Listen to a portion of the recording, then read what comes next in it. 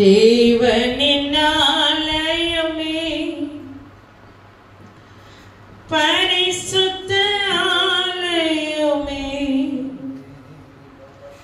மகிமையின் ஆலயமே, நாமே ஆலயமே, தேவனின் ஆலயமே, பரிசுத்த ஆலயமே, மகிமையின் ஆலயமே, நாமே ஆலயமே. இயேசுவின் வருகை நெருங்கிடுதே, அவரின் பிரசன்னம் நிறைந்தேகிடுதே. இயேசுவின் வருகை நெருங்கிடுதே, அவரின் பிரசன்னம் நிறைந்தேகிடுதே.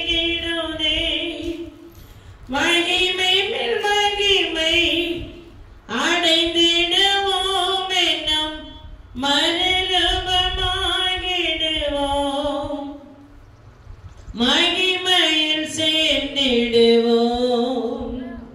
மகிமை மேல் மகிமை அடைந்திடுவோம் என்னும் மறுரூபமாகிடுவோம், மகிமையில் சேர்ந்திடுவோம். தேவனின் ஆலயமே, பரிசுத்த ஆலயமே, மகிமையின் ஆலயமே, நாமே ஆலயமே. ஆமாண்டவரே, நாங்கள் உம்முடைய சமூகத்துக்கு நேராக ஆலயமாய், பரிசுத்த ஆலயமாய், மகிமை நிறைந்த ஆலயமாய், கருவை நிறைந்த ஆலயமாய், உமக்கேற்ற ஆலயமாய் நாங்கள் இருக்கிறபடியா உமக்கு நன்றி. எங்களை முழுவதும் அர்ப்பணிக்கிறேன் இயேசு கிறிஸ்துவின் மூலம் பிதாவே. ஆமென், ஆமென். அல்லேலூயா, அல்லேலூயா, அல்லேலூயா. நாம் நம்மை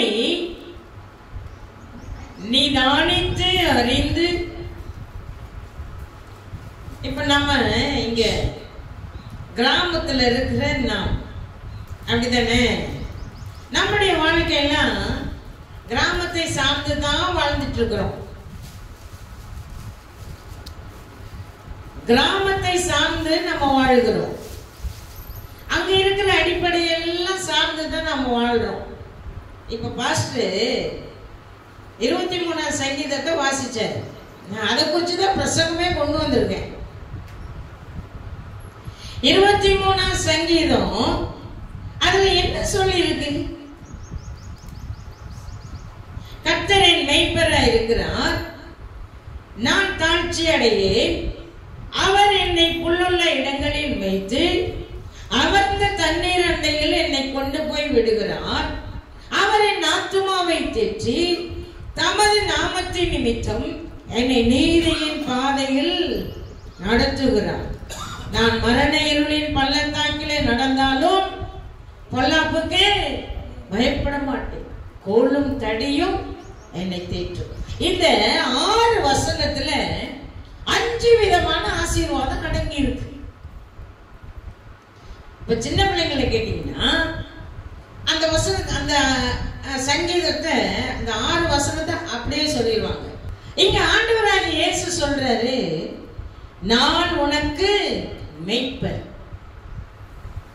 நான் தான் உனக்கு தகப்பன், நான் தான் உனக்கு பரிகாரி, நான் தான் உனக்கு சுகம் கொடுக்கிறவர்.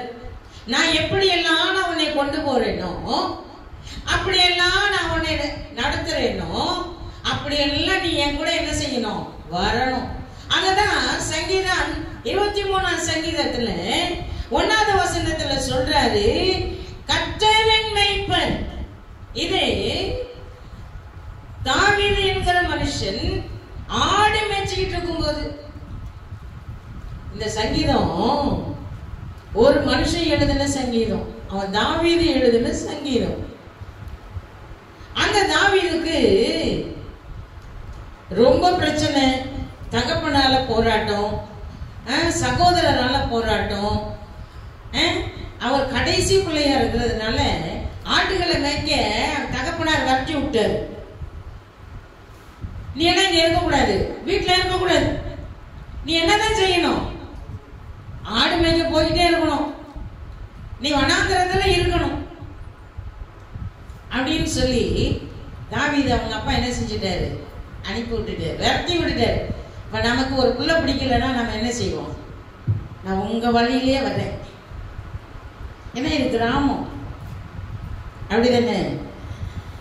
இப்ப ஒரு பிள்ளை நமக்கு பிடிக்கல, ஒரு பிள்ளை நமக்கு படிக்கல, நம்ம பிள்ளை ஒரு பிள்ளை நமக்கு அடங்கல, நமக்கு 4 பிள்ளை இருக்குன்னு வச்சுக்கோங்க, 3 பிள்ளை நல்லா இருக்கு, ஒரு பிள்ளை அடங்கல, என்ன செய்வோம், நம்ம என்ன சொல்லுவோம், நம்ம என்ன சொல்லுவோம், நீ அடங்க மாட்ட, நீ என்ன செய்ய மாட்ட, அடங்க மாட்ட.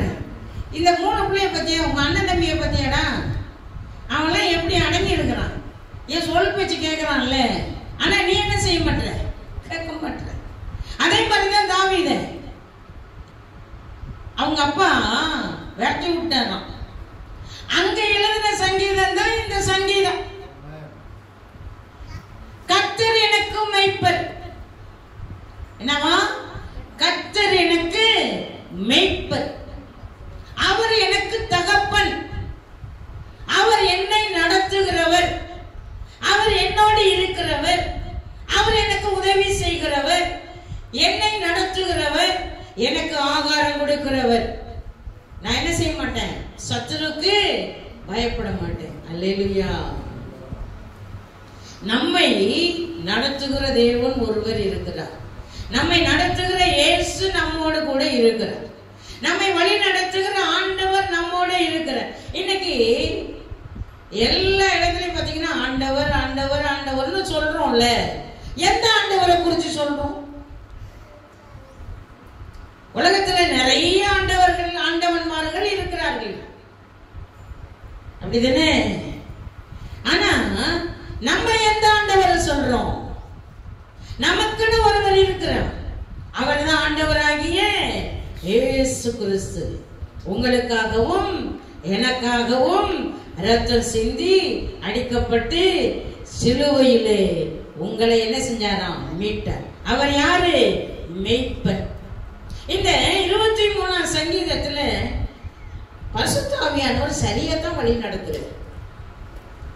இந்த 23ஆம் சங்கீதத்தை இங்க வாசிக்கவும் நான் அங்கிருந்து கொண்டு வந்ததும் கரெக்டா இருக்கு. அவர் என் மேய்ப்பர்.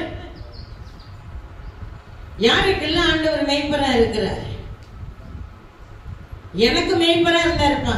என் சின்ன வயசுல எனக்கு மேய்ப்பரா இருந்தார், சின்ன வயசுல எனக்கு தகப்பனா இருந்தார், சின்ன வயசுல எனக்கு தாயா இருந்தாரு, நான் அழுகிற நேரமெல்லாம் கண்ணீரை தொடச்சாரு, எனக்கு பிரச்சனை வர்ற நேரமெல்லாம் பயப்படாது, நான் உன்னோட இருக்கிறேன்னு சொன்னார். அவர் எனக்கு மேய்ப்பர். இன்றைக்கு உங்களுக்கும் அவர் மேய்ப்பர். அவர்தான் தாவீது சொல்றார், கர்த்தர் என் மேய்ப்பர், நான் ஒரு நாள் என்ன செய்ய மாட்டேன், தாழ்ச்சி அடைய மாட்டேன். நான் தாழ்ச்சி அடைய மாட்டேன்னா என்ன அர்த்தம்? நான் எப்போதுமே கீழே போகவே மாட்டேன், நான் எப்போதுமே மனுஷரான கீழேயே போக மாட்டேன். என் தகப்பனால நான் கீழே போயிட்டேன், ஆனா என் ஆண்டவரால மேல போவேன். அல்லேலூயா. இன்றைக்கு ஆண்டவர் நம்முடைய வாழ்க்கையில நம்ம எவ்வளவு கீழே போனாலும் கர்த்தர் நம்மை என்ன செய்யறாராம், உயர்த்துகிறார். கர்த்தர் நம்மை தூக்குகிறார், அவர் நம்மை தூக்கி விடுகிறார். அவர் கர்த்தர் நம்மை நித்தமும் நடத்தி வறட்சியான இடங்களிலே நம்மை கொண்டு போய் விடுகிறார். நம்முடைய வாழ்க்கையில நம்ம எத்தனையோ தடவை என்ன செஞ்சிருக்கலாம், சோர்ந்து போயிருக்கலாம். பலவீனப்பட்டு போயிருக்கலாம். ஆனா நம்முடைய வாழ்க்கை எங்க இருக்கு, அது யாருக்கு அப்படின்னா, நம்ம ஒரு வசனத்தை வாசிக்கலாம். 78ஆம் சங்கீதம் 72ஆம் வசனம் வாசிக்கலாம். இவன் அவர்களை தன் இருதயத்தின் உண்மையின்படியே மேய்த்து கைகளின் திறமையினால் அவர்களை நடத்தினான். இவன் அவர்களை தன் இருதயத்தின் உண்மையின்படி மேய்த்து தன் கைகளின் திறமையினால் அவர்களை நடத்தினான். யார் யாரு சொல்லி இருக்கிறான்? இங்கே மோசே இஸ்ரவேல் ஜனங்களை நடத்தின கர்த்தர் ஜனங்களை எப்படி நடத்தினார்? இன்றைக்கு ஆண்டவர் உங்களை எப்படி நடத்துறாரு? நான் பசியா இருக்கிறேன், நான் தாகமா இருக்கிறேன், என்னை நடத்த ஆள் இல்லை, என்னை பார்க்க ஆள் இல்லை, என்னை விசாரிக்க ஆள் இல்லை, என்னோட கூட பேச ஆள் இல்லை, என்னை கண்காணிக்க ஆள் இல்லை, எனக்கு உதவி செய்ய ஆள் இல்லை அப்படின்னு நம்ம என்ன செய்யறோம்? எப்போதுமே என்ன செய்யறோம்? யோசிக்கிறோம்ல. யோசிக்கிறோமா? யோசிக்கலையா? கண்டிப்பா யோசிக்கிறோம். பார்க்கவே ஆள் இல்லைங்க, என்னை நடத்தவே ஆள் இல்லைங்க, என்னை விசாரிக்கவே ஆள் இல்லைங்க. ஆனா இங்க சொல்றாரு, அவர்களை அவர் உண்மையின்படியே மேய்த்து. இன்றைக்கு ஆண்டவராகிய இயேசு நம்மை உண்மையாகவே மேய்க்கிறார், உண்மையாகவே நடத்துகிறார், உண்மையாகவே போஷிக்கிறார். நமக்கு நம்முடைய வாழ்க்கையில பிரச்சனை வந்துட்டா அவர் என்ன செய்யறாரா? மனுஷன் கூட என்ன செய்யறான்? கவனிக்க மாட்டான். இன்னைக்கு தாய் பிள்ளைய அது என்ன செய்வாங்க? அந்த நேரத்துக்கு தான் பார்ப்பாங்க. ஆனா ஆண்டவர் அப்படி இல்லை. ஆண்டவர் நம்முடைய வாழ்க்கையில் அப்படி இல்லை. அவர் நம்மை கருசனையோடு கூட அவர் நம்மை என்ன செய்யறாராம்? நடத்துகிறார். அதை 51ஆம் வசனத்துல பாத்தீங்கன்னா, எகிப்திலே தலைச்சங்கள் அனைத்தையும் காமின் கூடாரங்களிலே அவர்களுடைய பலனில் முதல் பலனான யாவரையும் அழித்து. உங்களுக்கு விரோதமா இருக்கிற யாரா இருந்தாலும் அவர் என்ன செய்வாராம்? அழித்து போடுவார். எனக்கு விரோதமாய் உருவாக்கப்படும் எந்த ஆயுதமும் வாய்க்காதே போகும். ஏன்னா கர்த்தரின் மேய்ப்பர், கர்த்தர் என்னோட கூட இருக்கிறவர், என்னுடைய தகப்பன்.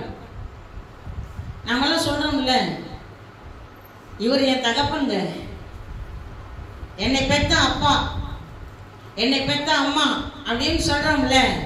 அதே மாதிரிதான் கர்த்தரை பார்த்து, ஆண்டவராகிய இயேசுவை பார்த்து தாவீது சொல்லுகிறார், இவர் எனக்கு மேய்ப்பர்.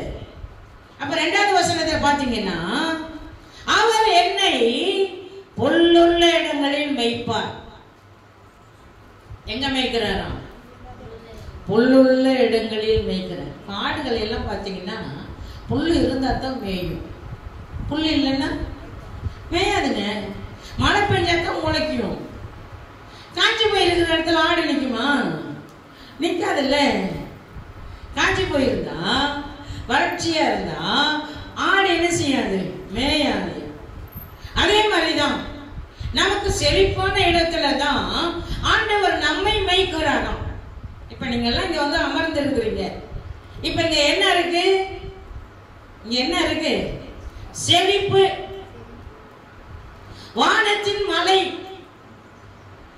அந்த வானத்தில் இருக்கிற மலை இங்க சபைக்குள்ள இறங்கினாதான், ஒவ்வொரு மேல ஊற்றப்பட்டாதான் அந்த புள்ள என்ன செய்யும்? முளைக்கும். அப்பதான் ஊழியக்காரர் என்ன செய்வாராம்?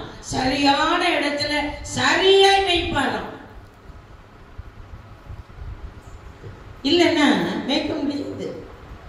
புல்லு இருந்தாதான் ஆடு மேயும், புல்லு இல்லைன்னா ஆடு. அப்ப புல்லுன்னா எங்க இருக்கு? புல்லு எங்க இருக்கு? பூமியில. இப்ப புள்ளி எனக்குள்ள இருக்கு. இப்ப நீங்களே என்ன செய்றீங்க?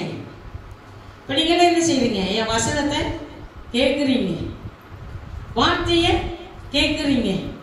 இப்ப எனக்குள்ள இருக்கிற வார்த்தை உங்களுக்குள்ள என்ன செய்யுது? வருது. அதனாலதான் அவர் என்னை புல்லுள்ள இடங்களில் வைத்து அமர்ந்த தண்ணீர்கள் அண்டையில் என்னை கொண்டு போய் விடுகிறான். அவர் யாராம்? நம்மை நடத்துகிறவர். எங்க தண்ணீர் இருக்குதோ, தண்ணீர் எங்க இருக்கு, அமர்ந்த தண்ணீர் எங்க இருக்கு, அங்க அவர் என்ன செய்யறாரு? உங்களை நடத்துறார். இப்போ நம்முடைய வாழ்க்கையில சுகமே இல்லை அப்படின்னா நம்ம என்ன செய்ய போறோம்? நம்ம என்ன செய்வோம்? என்னடா இந்த அம்மா வந்து இப்படி பேசிட்டு இருக்குது, நமக்கெல்லாம் புரிய மாட்டுது. எங்க பாஸ்டர்னா சரியா பேசுவாரு, இந்த அம்மா வந்து என்னென்னமோ பேசுறாங்களே அப்படின்னு நீங்கள நினைக்கலாம். இல்லை இல்லை, அவர் உங்களுக்குள்ளே இருக்கிறார். அல்லேலூயா. நாம் நம்மை என்ன செய்யணுமா? ஆண்டவருக்கு ஒப்பு கொடுக்கணும். ஆண்டவருக்கு ஒப்பு கொடுத்தாதான் அவர் என்ன செய்வார்னா ருசியை நம்மளை மாற்றுவார். கர்த்தர் நல்லவர் என்பதை, எனக்கு ரொம்ப பிடிச்ச வசனம், கர்த்தர் நல்லவர் என்பதை ருசித்து வேதனை சொல்றாரு. கர்த்தர் தயவுள்ளவர் என்பதை ருசித்துப்பா. முதல்ல கர்த்தர் நல்லவர் என்பதை ருசிக்கணுமா? அப்பதான் அமர்ந்த தண்ணீர் அண்டையில கொண்டு போய் நடத்துவாராம். கர்த்தர் தயவுள்ளவர் என்பதை ருசிச்சு பார்க்கணுமா? அப்பதான் அவர் தயவுள்ளவர், அவர் இரக்கம் உள்ளவர், அவர் கருணை உள்ளவர், அவர் எல்லாவற்றிலையும் என்னை சரியாய் நடத்துவார். அவர் என்ன செய்வாரு? இப்ப நம்ம எல்லாம் வீட்டுல சமைக்கிறோம். இப்ப நம்ம வீட்டுல எல்லாம் குழம்பு வைக்கிறோம், ரசம் வைக்கிறோம், எல்லாமே செய்யறோம். இப்ப என்ன போட்டா ருசியா இருக்கும்? ஆனா நான் சொல்லுவேன், மிளகு இல்லாத ரசம், புளி இல்லாத ரசம், தக்காளி இல்லாத ரசம் ருசியாவே இருக்காது. என்ன இருக்கணும்? உப்பு இருக்கணும், மிளகு இருக்கணும், புளி இருக்கணும், எல்லாமே இருக்கணும். இருந்தா தான் அந்த ரசம் ருசியா இருக்கும். அப்படிதானே? சாம்பார் வைக்கிறோம்னா அந்த சாம்பார்ல எல்லாமே இருக்கணும். ஒண்ணு குறைஞ்சா கூட ருசி இருக்காது. உடனே கணவன்மார் என்ன சொல்லுவாங்க? என்னடி குழம்பு வச்சிருக்கிற, மனுஷன் சாப்பிடுவானா அப்படின்னு கேட்பாங்க. அப்படிதானே? ஆனா நம்ம வாழ்க்கையில அமர்ந்த தண்ணீர் அண்டையில ஆண்டவர் நம்மை நடத்தணும்னு சொன்னா நமக்குள்ள என்ன வேணும்? இந்த 5 ருசியும் வேணும். உப்பு இருக்கணும், காரம் இருக்கணும், புளி இருக்கணும், எல்லாமே இருக்கணும். அது போட்டாதான் ருசிக்கும். நாம ஜெபம் பண்ணாதான் ருசிக்கும். ஆண்டவரை தேடினாதான் ருசிக்கும். ஜெபம் பண்ணாதான் ருசிக்கும். கர்த்தரை தேடினாதான் ருசிக்கும். கர்த்தரை தேடுகிறவர்களின் இருதயம் மகிழும். கர்த்தரோடு கூட இருக்கிறவர்கள் மட்டும்தான் அவருக்கு பிடிக்குமா. அப்பதான் புல்லுள்ள இடங்களில வைப்பாராம். அப்போ புல்லுள்ள இடம் அப்படின்னா நம்முடைய சபை. அல்லேலூயா. இன்னைக்கு நம்முடைய வாழ்க்கை முழுவதும் ஆண்டவருக்குள்ள இருக்கும்போது மட்டும்தான் அவருக்குள்ளே இருக்கிற நாம் ருசியா இருக்க முடியும். ருசி இல்லாத வாழ்க்கை ஒரு வாழ்க்கையே. எந்த பதார்த்தமும் ஆனாலும் உப்பு இருக்கணும். உப்பு இல்லா பண்டம் குப்பையில.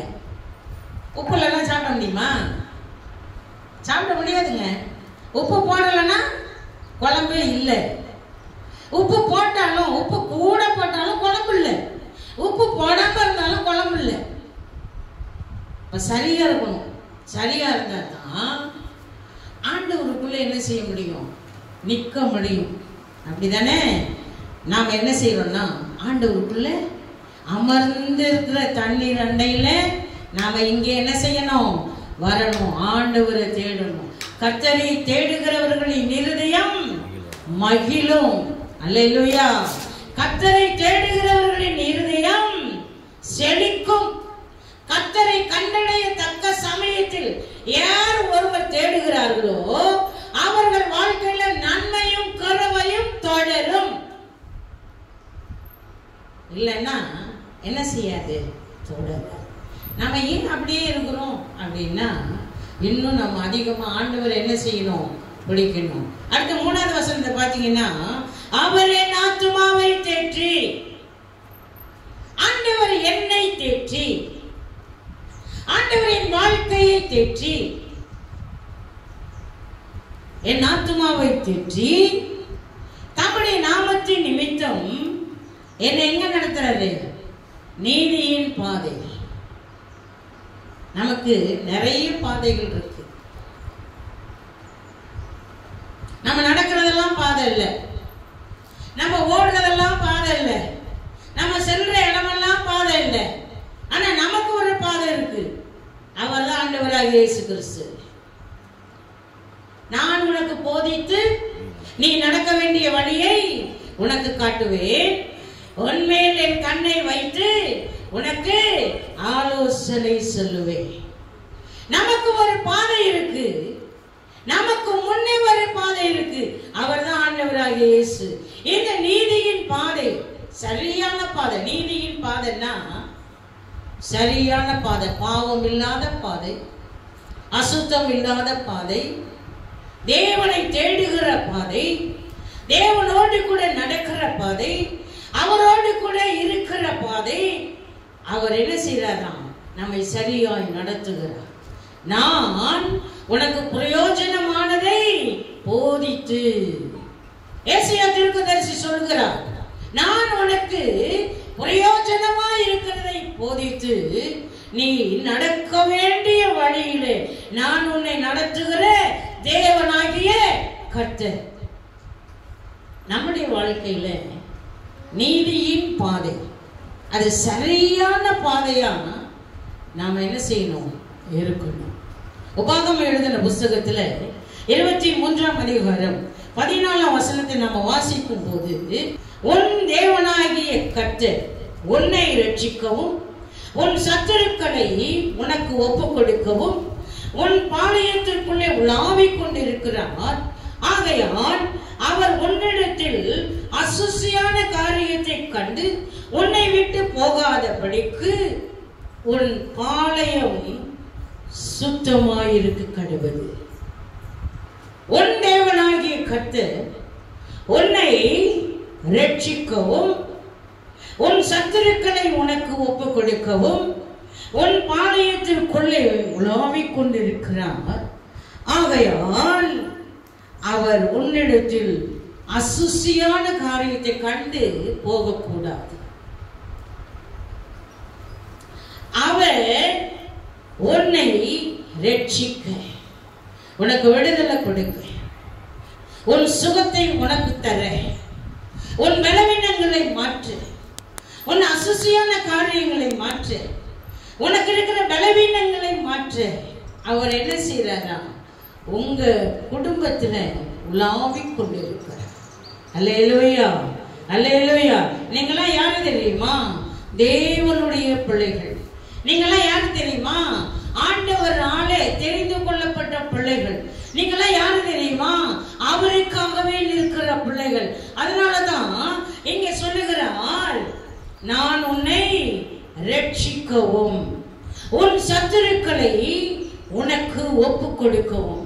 ஆண்டவருடைய வழியில ஒரு மனுஷன் நடக்கும் போது மட்டும்தான் அவனுக்கு முன்னாடி இருக்கிற சத்துருக்களை கண்டுகொள்ள முடியும்.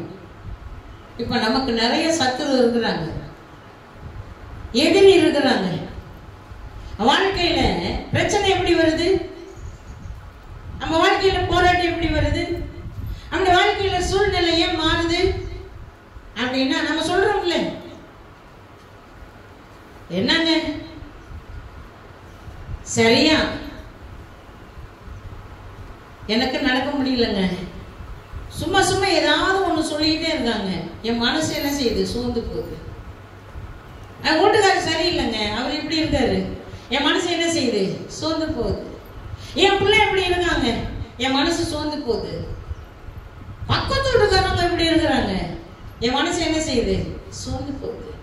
ஆனா ஆண்டவர் சொல்றார், நான் உன்னை ரட்சிக்க, நான் உனக்கு விடுதலை கொடுக்க, சத்துருக்களிடத்திலிருந்து உனக்கு விடுதலை கொடுக்க, பலவீனத்திலிருந்து விடுதலை கொடுக்க, போராட்டத்திலிருந்து விடுதலை கொடுக்க அவர் என்ன செய்யறாரா, உன்னை சரியாய் நடத்துறார். இப்போ இந்த சபைக்கு நம்ம வந்திருக்கிறோம், இந்த சபைக்கு நம்ம வந்திருக்கிறோம். ஆண்டவர் நம்மை நடத்துறார். அவர் நித்தமும் நம்மை நடத்தி உன் ஆத்துமாவை தேற்றி நீதியின் பாதையிலே நடத்துகிறார்.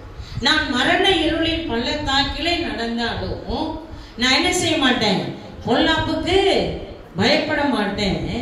அவர்தான் என்னை தேற்றுகிறார். அவருடைய கோல், அவருடைய தடி என்னை என்ன செய்யுது, தேற்றுது. அவர்தான்.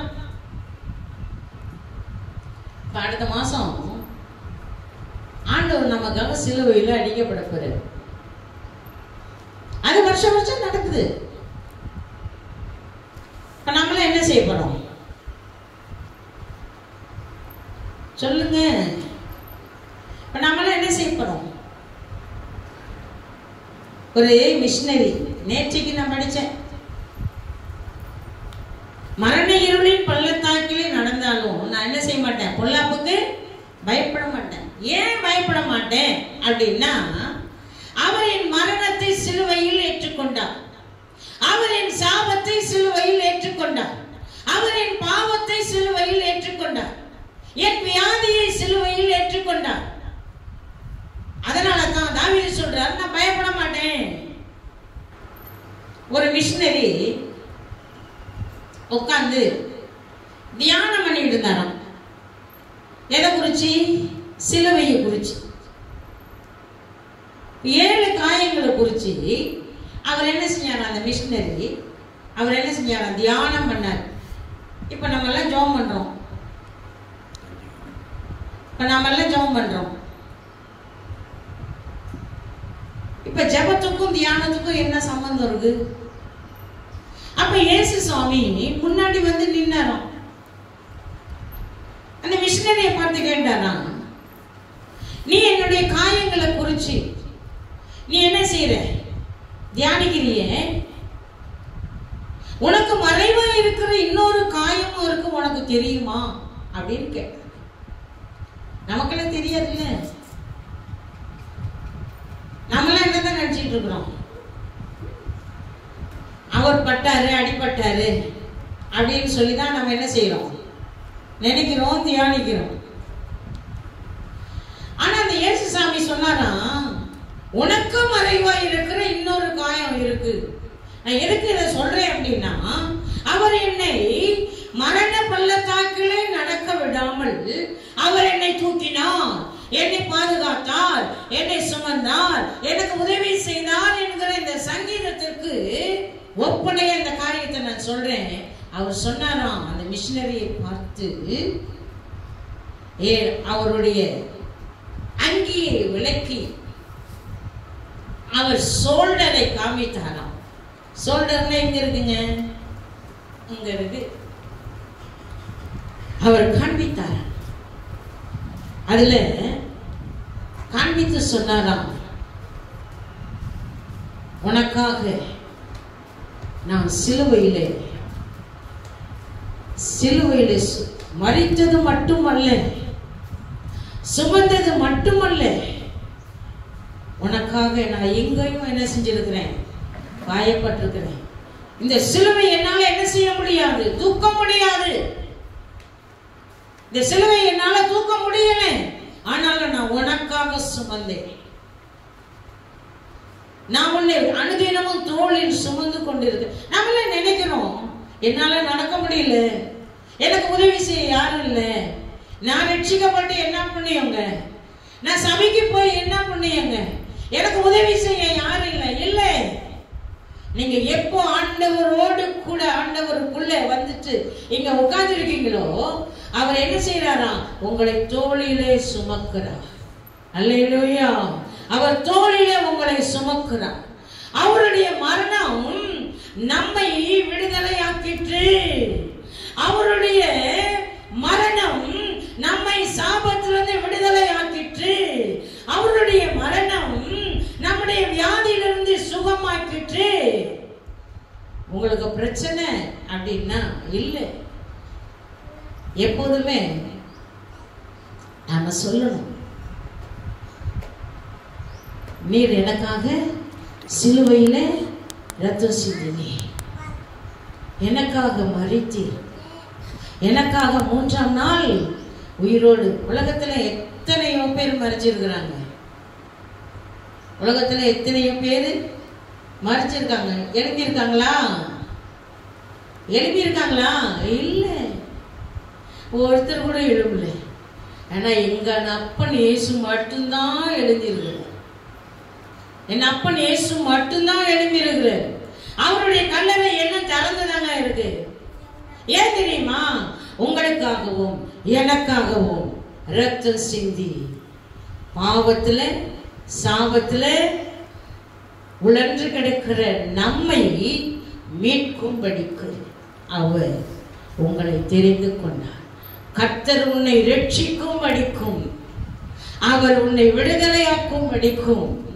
உன் பாளையம் எங்கும் அவர் வருகிறார். அல்லேலூயா. பாளையம் எங்கும் வருகிறார். உன் வீடுகள் தோறும் கடந்து வருகிறார். சங்கீதத்துல 23ஆம் சங்கீதத்துல கடைசி வசனம் சொல்லுகிறது, நன்மையும் கிருபையும் என்னை தொடரும், நான் கர்த்தருடைய வீட்டிலே என்ன செய்வேன்? நீடித்த நாட்களை என்ன செய்வேன்? நிலைத்திருப்பேன். நான் என்ன செய்வேன்? கர்த்தருடைய வீட்டுல எப்படி இருப்பேன்? நீடித்த நாட்களாய் நிலைத்திருப்பேன். இங்க ஆண்டவருடைய வார்த்தை சொல்லுகிறது, நன்மையும் கிருபையும் என்னை தொடரும். 113ஆம் சங்கீதத்துல 4ஆம் வசனத்துல, கர்த்தர் எல்லா ஜாதிகளின் மேலும் உயர்ந்தவர், அவருடைய மகிமை வானங்களுக்கு மேலானது. எல்லா மகிமைக்கும் அவர் மேலானவர். நன்மையும் கிருபையும் நம்மை தொடரணும் அப்படின்னா அவர் வானங்களுக்கு மேலானவர், அவர் எல்லாருக்கும் மேலானவர். அவரை தாங்க நம்ம இங்க ஆராதிக்க வந்திருக்கிறோம், அவரை தான் இங்க தொழுதுக்குள்ள வந்திருக்கிறோம். இவ்வளவு நேரம் நம்ம பாட்டு பாடி ஆராதிச்சோம்ல. சிங்காசனத்தில் வீற்றிருக்கும் பரிசுத்தரே பரிசுத்தரே, சிங்காசனத்தில் வீற்றிருக்கும் பரிசுத்தரே பரிசுத்தரே, ஆராதனை உமக்கு ஆராதனை, ஆராதனை உமக்கு ஆராதனை, ஆராதனை உமக்கு ஆராதனை, ஆராதனை உமக்கு ஆராதனை. கேருபீன்கள் சேராவின்கள் போற்றிடும் எங்கள் பரிசுத்தரே, கேருபீன்கள் சேராவின்கள் போற்றிடும் எங்கள் பரிசுத்தரே, ஆராதனை உமக்கு ஆராதனை, ஆராதனை உமக்கு ஆராதனை, ஆராதனை உமக்கு ஆராதனை, ஆராதனை உமக்கு ஆராதனை. ஆதியும் அந்தமும் ஆனவரே, அல்பாவும் மேகாவும் ஆனவரே, ஆதியும் அந்தமும் ஆனவரே, அல்பாவும் மேகாவும் ஆனவரே. சிங்காசனத்தில் வீற்றிருக்கிற ராஜாதி ராஜாவாகிய இயேசு கிறிஸ்து அவர் யார் அப்படின்னா உங்களுக்கும் எனக்கும் போதுமானவர். அவர் மேலானவர். அவருடைய நாமம் உயர்ந்தது. நீங்க அழுதுட்டா அவர் சும்மா இருக்கிறது இல்லை. உங்களுக்கு கஷ்டம் வந்துட்டா அவர் சும்மா இருக்கிறது இல்லை. உங்களுக்கு வியாதி வந்துட்டா, பலவீனம் வந்துட்டா அவர் உங்களை சும்மா விடுகிறது இல்லை. ஏன் தெரியுமா? நீங்க யார் தெரியுமா? அவர் உள்ளங்கையில் இருக்கிற நீங்கள். அவர் சொல்லுகிறார், என்னுடைய உள்ளங்கையிலே நான் உங்களை வைத்திருக்கிறேன். இப்ப இங்க உட்கார்ந்து இருக்கிற அத்தனை பேரையும் உள்ளங்கையில வச்சிருக்கிறார். நம்ம இந்த உள்ளங்கையில ஒரு ஆளு 2 ஆளை தான் வைக்க முடியும். அதுவே பத்தாது. அப்படிதானே? ஆனா இயேசு சாமி இந்த உலகத்தையே உள்ளங்கையில வச்சிருக்கிறார். இந்த சபையவே உள்ளங்கையில வச்சிருக்கிறார். ஒவ்வொரு பேரையும் உள்ளங்கையில வச்சிருக்கிறார். அவர் எப்படிப்பட்ட ஆண்டவர்? அவர் ராஜாதி ராஜா. அவர் தேவாதி தேவா. அவர் பெரியவர். உலகத்தில் இருக்கிறவனை காட்டிலும் எனக்குள் இருக்கிறவர் பெரியவர். உங்களுக்குள்ள இருக்கிறவர் யாரு? பெரியவர். அவர் பெரியவர்னா உங்க வாழ்க்கையில பெரிய காரியங்களை செய்கிறவர். அவர் பெரியவர்னா உங்க வாழ்க்கையை சரியா நடத்துகிறவர். அவர் பெரியவர்னா உங்க கண்ணீரை அவர் துடைக்கிறவர். அவர் பெரியவர்னா நீங்க நடக்கிற வழியை சரியாய் உங்களை காட்டி சரியான வழியில உங்களை நடத்தி உங்களை போஷித்து உங்களை உடுத்துவித்து உங்களை பாதுகாத்து நன்மையினால் கருணையினால் இரக்கங்களினால் அவர் நடத்தி உங்களுக்கு போதுமானவராய் இருக்கிறவர். அல்லேலூயா. இன்றைக்கு நம்முடைய வாழ்க்கை எப்படிப்பட்ட வாழ்க்கை? நம்முடைய வாழ்க்கை எப்படிப்பட்ட வாழ்க்கை? நம்முடைய வாழ்க்கை எப்படிப்பட்ட வாழ்க்கை? பிரசங்கியின் புஸ்தகத்துல 5ஆம் அதிகாரத்துல ஒரு வசனம் சொல்லப்பட்டிருக்கிறது. தேவனுடைய ஆலயத்துக்கு நீ போகும் போது உன்னை நீயே காத்துக்கொள் அப்படின்னு இங்க சொல்லப்படுகிறது. நீ தேவாலயத்துக்கு போகும்போது உன் நடையை காத்துக்கொள்.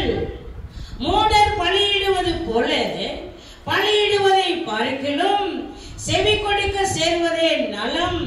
தாங்கள் செய்கிறது தீமை என்று அறியாதிருக்கிறார்கள். அவர் மேலானவர். அவர் பரிசுத்தம் உள்ளவர். நமக்கு தயவு உள்ளவர். நம்முடைய குடும்பத்தை நடத்துகிறவர். அதனாலதான் நான் முன்னாடி ஒரு பாட்டு பாடினேன். நீங்கள் யாரு? தேவனுடைய ஆலயம். நீங்க தான் ஆலயம். அந்த ஆலயத்துக்குள்ள அசுசி வரக்கூடாது. அந்த ஆலயத்துக்குள்ள என்ன வரக்கூடாது? பாவம் வரக்கூடாது. அந்த ஆலயத்துக்குள்ள என்ன செய்யக்கூடாது? பாவமான காரியம், வெத்தலை பாக்கெல்லாம் போடக்கூடாது, சிகரெட்டு குடிக்க கூடாது, சினிமா பார்க்க கூடாது. அதெல்லாம் என்னவா? பாவம். நம்ம செய்யறோமா செய்யலையா? செய்யறோம். இப்ப நாம நமக்கு நம்முடைய இருதயம் தேவனுடைய ஆலயம். நம்முடைய இருதயம் என்ன? ஆண்டவருடைய. இப்ப வீடு அசுத்தமா இருந்தா என்ன செய்யறோம்? அசுத்தமா இருந்தா என்ன பண்றோம்? எல்லாம் ஒழுங்கு பண்றோம், சுத்தம் பண்றோம், வீட்டை கூட்டுறோம், கழுவி விடுறோம். என்னங்க இங்கெல்லாம் இப்படி இருக்கு இப்படி இருக்கு அப்படின்னு சொல்றோம்ல. நான் அப்படிதான் சொல்லுவேன். வீட்டையே சுத்தம் பண்ணி வைக்கிறோம்னா நம்முடைய இருதயத்தை சுத்தம் பண்ணலாம் வேணாமா? ஆனாலும் நம்முடைய இருதயத்துக்குள்ள என்ன இருக்கக்கூடாது? அசுத்தம் இருக்கக்கூடாது. நம்முடைய இருதயத்துல என்ன இருக்கக்கூடாது? பாவம் இருக்கக்கூடாது. நம்முடைய இருதயத்துல என்ன இருக்கக்கூடாது? வேற காரியம் இருக்கக்கூடாது. ஏன்னா தேவன் அங்கு வர மாட்டார். அசுத்தமா இருக்கிற வீட்டுல நம்ம விருந்தாளியை கூட்டு வந்து உட்கார வைப்போமா? சொல்லுங்க. வீடெல்லாம் அசுத்தமா இருக்கு, பாத்திரம் மண்டமெல்லாம் அங்கங்க இருக்கு, துணியெல்லாம் அங்கங்க தொங்குது. விருந்தாளி வந்துட்டாங்க வீட்டுக்கு. வரேன்னு சொன்ன உடனே என்ன செய்வோம்? எல்லாத்தையும் அவசர அவசர அவசர அவசரமா என்ன பண்ணுவோம்? எல்லாம் ஒழுங்கு பண்ணி கூட்டி கழுவி சேர எடுத்து போட்டு பத்திரமா என்ன செய்வோம்? அப்போ இல்ல, அதே மாதிரிதான் நீ தேவாலயத்துக்கு வரும்போது உன் நடையை காத்துக்கொள். மூடர் பலியிடுவது போல நீ என்ன செய்யக்கூடாது? தேவனை தொழுது கொள்ள கூடாது. மூடர் பலியிடுவது போல நீ என்ன செய்யக்கூடாது? பலியிடக்கூடாது. அவங்க அப்படிதான் பண்ணுவாங்க. ஆனா நம்மளாம் யாரு? நம்ம ஆண்டவருடைய பிள்ளைகள். நாமெல்லாம் யாரு? நாமெல்லாம் யாரு? ஆண்டவருடைய பிள்ளைகள். நமக்குள்ள என்ன இருக்கக்கூடாது? அசுத்தங்கள், பாவங்கள் என்ன செய்யக்கூடாது? இருக்கக்கூடாது. அதனால நாம் என்ன செய்யணுமா? ஆண்டவரோடு கூட நெருக்கமா இருக்கணும். நன்மையும் கருவையும் என்னை தொடரணும் அப்படின்னா நாம் என்ன செய்யணும்னா ஆண்டவரோடு கூட இருக்கணும். யார் வீட்டுல தேவன் தங்குவார்? இந்த 2 பாயிண்ட். இப்ப கர்த்தர் எனக்கு மேய்ப்பர், மரண இருளின் பள்ளத்தாக்கிலே நடந்தாலும் பொல்லாப்புக்கு நான் பயப்பட மாட்டேன். ஆண்டவருடைய ஆலயத்துக்கு வரும்போது என் நடைகளை நான் என்ன செய்யணும்? காத்துக்கொள்ளணும். அவர் என்னை நடத்துகிற வழியில நான் சரியாய் நடக்கணும். அப்படின்னா யார் வீட்டுல தேவன் வாசம் பண்ணுவார்? யார் வீட்டுல தேவன் தங்கி இருப்பார்? அப்படின்னா இங்க சகையு என்கிற ஒரு மனுஷன் வீட்டுல இயேசு போனாராம். அவன் யாரு தெரியுமா? பொல்லாதவன். அந்த சகையு பொல்லாத மனுஷன், குட்டையா தான் இருப்பான். குட்டை. இயேசு வர்றாருன்னு சொன்ன உடனே இயேசு நிமிந்து கூட பார்க்க அவனால முடியல. ஏன்னா அவ்வளவு குள்ளமான மனுஷன். உடனே அவன் என்ன பண்ணானா? ஒரு மரத்துல ஏறினான், காட்டாத்தி மரத்துல. இப்பெல்லாம் டைம் இல்லை. இந்த காட்டாத்தி மரம்னா என்ன? அந்த மரம் என்ன செய்யும் மனுஷனே அப்படின்னு சொல்லி சொல்றதுக்குலாம் நேரம் இல்லை. இந்த காட்டாத்தி மரத்துல அந்த மனுஷன் ஏறினான் இயேசுவை பார்க்க. யார பார்க்க? இப்ப நீங்களாம் இயேசுவை பார்க்கணும்னா என்ன செய்யணும்? என்ன செய்யணும்? இயேசுவை பார்க்க இங்க வரணும். இயேசுவை பார்க்க இங்க வரணும். நம்முடைய ஆலயம் சுத்தமா இருக்கணும். நம்முடைய இருதயம் சுத்தமா இருக்கணும். ஆண்டவர் அப்பதான் நம்முடைய வீட்டுக்குள்ள வருவார். உங்களுக்குள்ள ஆண்டவர் வரணும்னா நாம என்ன செய்யணும்? இங்க வரணும். நம்மை நாமே காத்துக்கொள்ளணும். இந்த சகைவு ஆண்டவரை தேடுவதற்கு, ஆண்டவரை பார்ப்பதற்கு அவன் மரத்துல ஏறினா ஆண்டவராகிய இயேசு அவனை பார்த்தார். அவர் சொன்னார், சகைவே சீக்கிரமா இறங்கி வா. இப்ப இதுல ஒரு ரகசியம் இருக்கு. என்ன தெரியுமா? நாம எங்க இருந்தாலும் அவர் நம்ம பார்ப்பாரு. மரத்துல இருக்கிற சகைவே பார்த்தாரு. உங்களை பார்ப்பாரா பார்க்க மாட்டாரா? நீங்க எங்க நின்னாலும் பார்ப்பாரு. சினிமா கொட்டாங்க உட்கார்ந்தாலும் பார்ப்பாரு. வெத்தலை பாக்கு போட்டாலும் பார்ப்பாரு. பீடி சிகரெட் குடிச்சாலும் பார்ப்பாரு. சாராய கடைக்கு போனாலும் பார்ப்பாரு. எங்க போனாலும் பார்ப்பாரு. பக்கத்து வீட்டுல உட்கார்ந்து குறை சொன்னாலும் பார்ப்பாரு. புரணி பேசினாலும் பார்ப்பாரு. சகையவே பார்த்தாரு. உங்களையும் என்னையும் பார்க்காம இருப்பாரா? கண்டிப்பா பார்ப்பாரு. அவர் சொன்னாரு, சகைவே நீ சீக்கிரமா இறங்கி வா. நான் உன் வீட்டுல என்ன செய்யணும்? தங்கணும். இந்த சகைவு அழைச்சிட்டு போனானோ.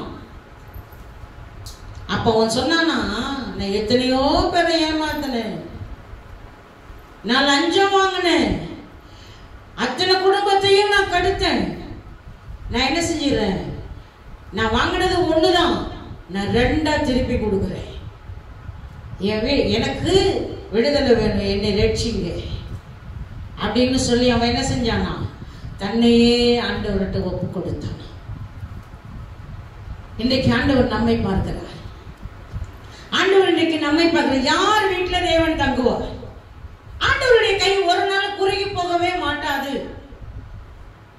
ஆண்டவருடைய கை ஒரு நாளும் உங்களுக்கு விரோதமா இருக்க முடியாது. ஏன்னா அவரை தேடினால் அவரை என்ன செய்வீங்க? கண்டுபிடிப்பீங்க. அவர் நம்மை பார்க்கிறார். அவர் உங்களை பார்க்கிறார், உங்க குடும்பத்தை பார்க்கிறார், உங்க பிள்ளைகளை பார்க்கிறார், உங்க கணவனை பார்க்கிறார்.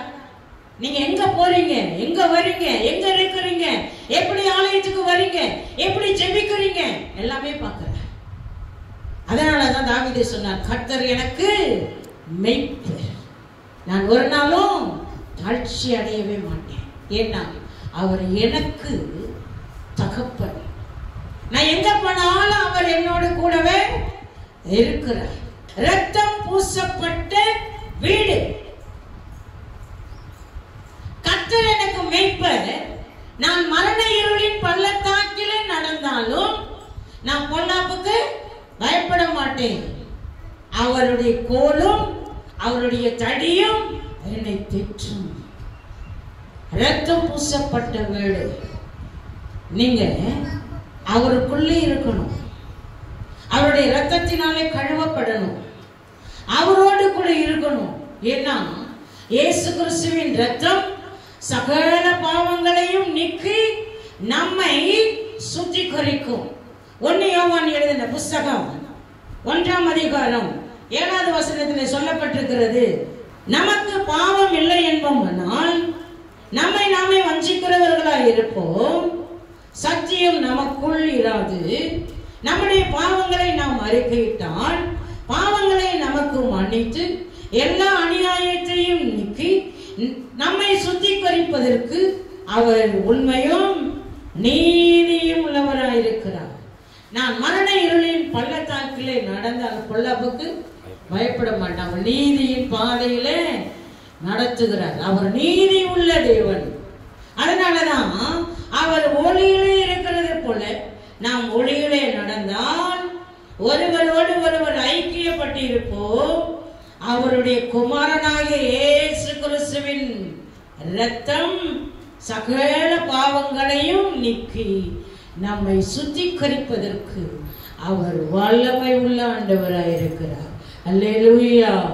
அவர் உங்களை இரத்தம் பூசப்பட்ட வீடாய், அவருடைய இரத்தத்தினாலே கழுவப்பட்டவர்களாய் அவர் உங்களை மாற்றுகிறதற்கு விரும்புகிறார். பாவங்களை அறிக்கையிட்டு ஆண்டவரோடு கூட நம்ம நிறைய காரியங்களை நம்ம வாழ்க்கையில, நானும் தான் அப்படிதான், நான் மட்டும் பெரிய ஆள் இல்லை, நிக்கிற எல்லாருமே பெரிய ஆள் இல்லை. நாம எல்லாம் என்ன செய்யணும்? ஆண்டவரோடு, ஆண்டவருடைய ரத்தத்துல நாம் என்ன செய்யணும்? கழுவப்படணும். ரத்தம் பூசப்பட்ட வீடு. இஸ்ரவேல் ஜனங்கள் எகிப்திலிருந்து விடுதலையாகி வரும்போது அவர்கள் ஆட்டுக்குட்டியை அடித்து அதன் ரத்தத்தை நிலக்கால்களிலே பூசினார்கள்.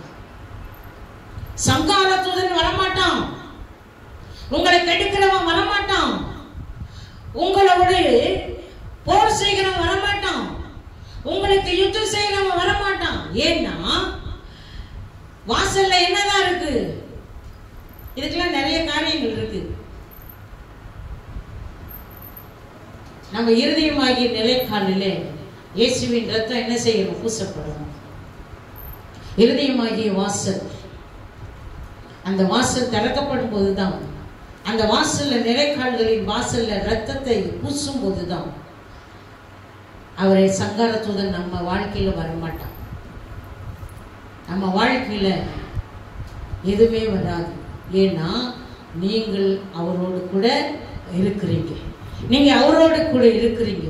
நீங்க அவரோடு கூட இருக்கிறதுனால ஆண்டவர் உங்க வாழ்க்கையை அவர் சரியாய் நடத்துவார். கர்த்தரின் மேய்ப்பர், நான் தாழ்ச்சி அடையேன். அவர் என்னை புல்லுள்ள இடங்களில் மேய்த்து அமர்ந்த தண்ணீர் அண்டையில் என்னை கொண்டு போய் விடுகிறார். அவர் தன் ஆத்துமாவை தேற்றி நீதியின் பாதையில் என்னை நடத்துகிறார். மரண இருளின் பள்ளத்தாக்கில் நடந்தாலும் பொல்லாப்புக்கு பயப்படேன். தேவரீர் என்னோடு கூட இருக்கிறேன்.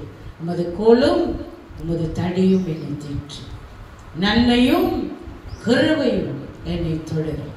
நான் நீடித்த நாட்களாய் கர்த்தருடைய வீட்டிலே நிலைத்திருப்பேன் என்று தாவீது சொன்னது போல நம் ஆலயத்துக்கு வரும்போதெல்லாம் நம்முடைய வாழ்க்கையை சரி செய்து சரியாய் என்னுடைய வாழ்க்கை இருக்குதா அப்படின்னு பார்த்து ஆண்டவரை பிடித்துக் கொள்வோம். கர்த்தர் நம்மை ஆசீர்வதிப்பாராக. ஆமென்.